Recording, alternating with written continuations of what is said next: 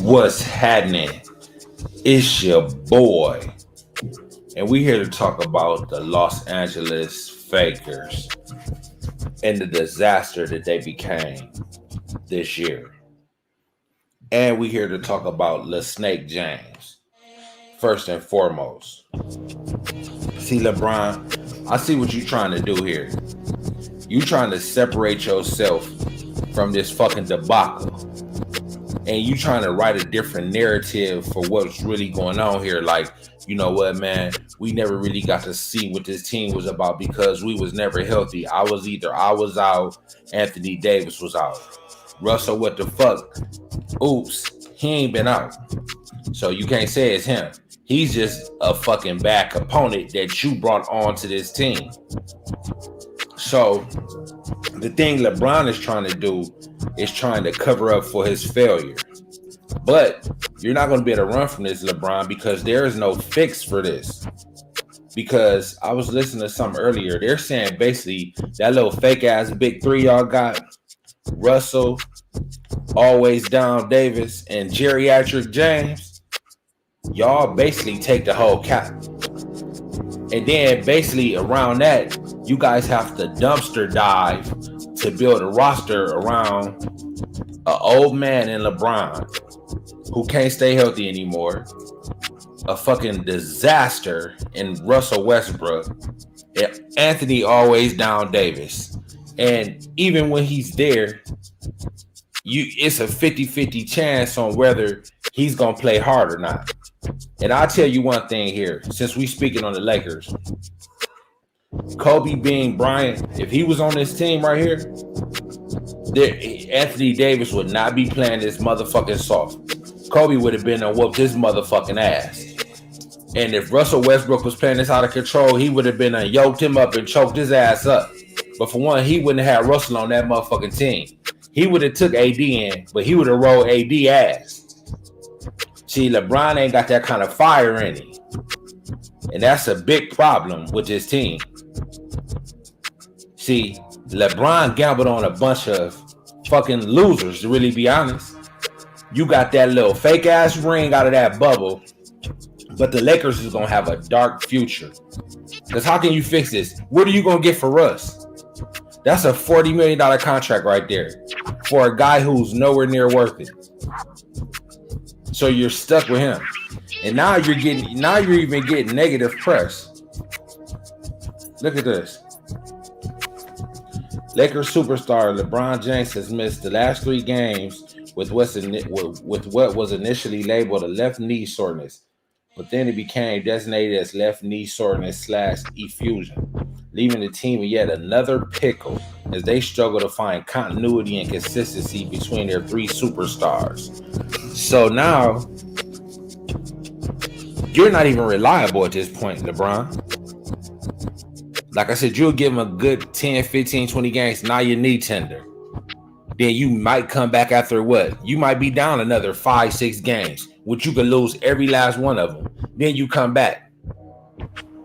Or you might even be down 10 games. Who knows? Whatever it is, even when you come back, you guys are not going to win. And then you got to look at the future. I saw some where they were saying, which I said this yesterday, are you guys going to even be able to keep Malik Monk? He is a very good spot on your roster. And you're paying him kibbles and bits. And the way he's playing, somebody's going to offer him a decent bag. And you know what? You guys are not going to be able to afford it. So you're going to lose him. Really, you guys would be better off with you, Anthony Davis, and Malik Monk, minus Westbrook, to really be honest. But you're not going to be able to do that. Malik is playing his way to a big bag somewhere else. Put like this, a bigger bag than the Lakers will be able to afford to pay. So you're going to lose him, which is going to make you even worse next year. Then, here's another doing of LeBron James. Teams around the NBA view Taylor Horton fucker. That's what I call him, because Taylor Horton Tucker is going to fuck you on the court as a marginal asset. See, this is a clutch sports client. They was better off keeping Caruso. Caruso plays better defense, and he's a better shooter. Taylor Horton-Tucker is a good finisher around the basket, but you got enough of that. You have an over surplus of that. So he's useless. And like the league is more of a skill league where people can shoot and go to the basket. He's missing the real key element is the shooting. And his defense ain't good enough either. So again, y'all gave this man $10 million. He's not worth that. And they was hot for him last year. Oh, we keeping THT. We keeping THT. You let Caruso go. It's been nothing but bad management, bad player management since LeBron stepped on the scene. And there's going to be people that's going to lose their jobs. But really, the buck stops with LeBron James because all these people are there because LeBron wanted them and signed off on all of these moves, which turned out to be terrible moves. You don't have enough shooting. You don't have enough youth. You guys don't play defense. You let everybody blow by you. And then we're going to listen to Anthony Davis. He's checked out. Kobe would not have this kind of attitude. The reporter fouled, got down 6 and just had to try to execute our end of game plays and try to cut the lead down. But yeah, it was just plays that that group had to play together. I mean, me, Bron, and Russ ain't even played together, a lot of games. So we just gotta see. That's the excuse. Me, Bron, and Russ. Even when y'all was playing together, it wasn't looking like nothing. Russell doesn't fit with you guys. And Anthony Davis, you don't play hard every game. You play hard when you want to, when you feel like it. That's not a championship mentality to go out there. Because really, y'all set the tone for the other little guys who ain't as good as y'all, who don't make as much as y'all. They see y'all going hard. That's going to make them want to go hard. There's no sense of urgency with the Lakers.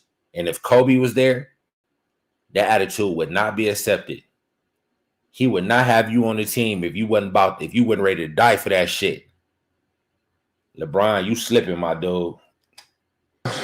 Stay the course, man, and you got, I think, 6 more games before All-Star. It'll be good if everybody just kind of get away and then Anthony Davis get away. Nigga, you done been away the whole season.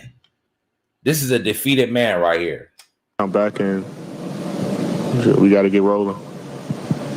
It's a lot's happened since you told us that you thought this team was capable of just like a 10-game winning streak at any moment. I can kind of hear it in your voice a little bit, just sort of it seems like it's mentally tiring trying to figure out these problems all the time. I guess, has your belief changed at all about the ease to which this team things could?